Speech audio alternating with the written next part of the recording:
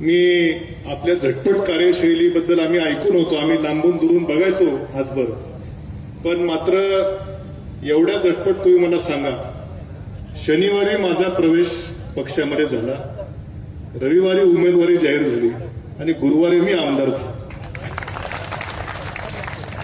म्हणजे आपल्या झटपट कार्यशैलीबद्दल आम्ही ऐकून होतो, त्याचा अनुभव राहुरीकरांनी त्या ठिकाणी घेतलेला आहे. आणि निवडणुकीची देखील मी आपल्या सर्वांना, या ठिकाणी उपस्थित असलेल्या सर्वांना आवर्जून सांगू इच्छितो की तिकीट मिळण्यापासून पुढच्या अर्ज भरण्याची प्रक्रिया असेल आणि अर्ज काढण्याचा दिवस असेल, तो तुम्ही टीव्हीवरती बघितला असेल. या सर्व प्रक्रियेमध्ये सर्वात सिंहाचा वाटा कुणी उचलला असेल तर तो आदरणीय विखे पाटील साहेबांनी उचललेला आहे, हे आपण सर्वांनी बघितलेलं आहे. खरं